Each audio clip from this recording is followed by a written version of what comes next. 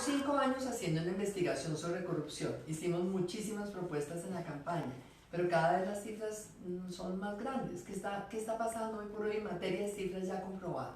En los últimos 20 años, cerca de 190 billones de pesos billones de pesos se ha llevado la corrupción en Colombia, que equivalen aproximadamente 3 veces y media las carreteras 4G que se están llevando. Se hubiera podido hacer todo el plan de autopistas e infraestructura con lo que se ha llevado la corrupción. Muy grave. ¿Tú qué tienes? Bueno, además de eso tenemos que los datos de la DIAN nos muestran que cerca de 12 billones de pesos se transan por corrupción anualmente. Eso quiere decir equivalente al 1.7% del PIB. Esa es una de las grandes causas que explica lo que está pasando ahorita con la industria, la desindustrialización y todo lo que se ha perdido en la base productiva de Colombia. Frente a eso nosotros tenemos al final pues unos organismos de control como la Fiscalía y la Contraloría que tienen unos presupuestos bastante importantes. ¿Cuánto de la el nación. presupuesto? En 2016 la Fiscalía junto con otros órganos de control tiene alrededor de 5 billones de pesos y esto lo que nos muestra un poco es que ellos están trabajando para, digamos, de alguna manera es post a lo que viene pasando. No hay prevención, no hay advertencias. Las señales de advertencia de las que hablaba la Contralora anterior no se están aplicando hoy. Todas son investigaciones a posteriori. Eso es lo que tenemos, eso es lo que nos muestran las cifras.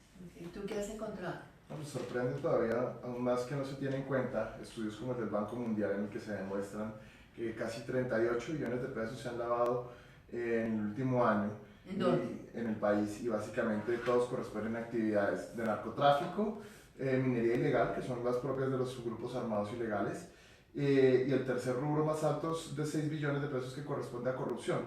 Entonces ahí sorprende que el gobierno no tenga en cuenta cifras en de ese lavado que tú dices está el contrabando del que tú estabas hablando, que es lo que está desindustrializando tanto el país. Sí, claro, es de los otros delitos que se tienen en cuenta, pero es una suma y en la muy grande. Conferencia Internacional de Londres, ¿qué hay hoy sobre estos temas? ¿Qué dicen, por ejemplo, sobre el estudio del Banco Mundial? Pues no se refiere nada al estudio del Banco Mundial y por lo menos lo que se ve en medios es que el gobierno no está teniendo en cuenta cuáles son las entidades de mayor riesgo, ni está teniendo en cuenta, pues digamos, medidas que ya se han impulsado o que se han propuesto por distintos sectores del país para combatir la corrupción. Por ejemplo, la confiscación no se tiene en cuenta. Que es una propuesta nuestra. Lo que queremos es que recuperar entonces nuestro proyecto de ley, proponer la reforma constitucional para confiscar bienes a los corruptos, lograr levantar el velo corporativo a las empresas para asegurarse de que ninguna empresa utilice recursos para pagar sobornos. En tercer lugar, levantar la reserva bancaria para todos los funcionarios públicos y también para los contratistas del Estado, eso lo hemos visto contigo, para asegurarse que los recursos nunca vayan a pagar plata a los corruptos. En cuarto lugar, muy importante, la extinción de dominio, que no sea solamente por casos de peculado, sino por los casos de corrupción.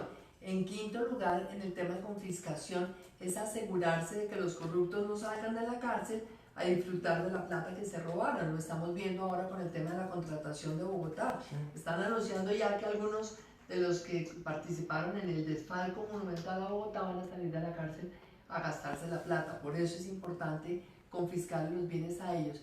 Y muy importante también es lograr que quien denuncie casos de corrupción quede su identidad protegida, en reserva, para que no tengan el temor de denunciar, porque es un tema que tiene que tener una combinación de todas las formas de lucha, es decir, desde la familia, la educación que imparten en el hogar las madres, en los colegios, recuperar las clases de educación cívica, los valores de la sociedad, pero también unas leyes más estrictas, unas investigaciones más eficaces, una prevención sobre todo que sea oportuna, una sanción social. Por ejemplo, una cosa importante que valdría la pena mandar de pronto una recomendación al presidente Santos, que se proponga ya en Londres que se saque una lista pública de las empresas condenadas por corrupción en el mundo entero, para que así los países no hagan contratación pública con ese tipo de empresas. Lo que sucedió con Odebrecht en Brasil, Colombia no sabía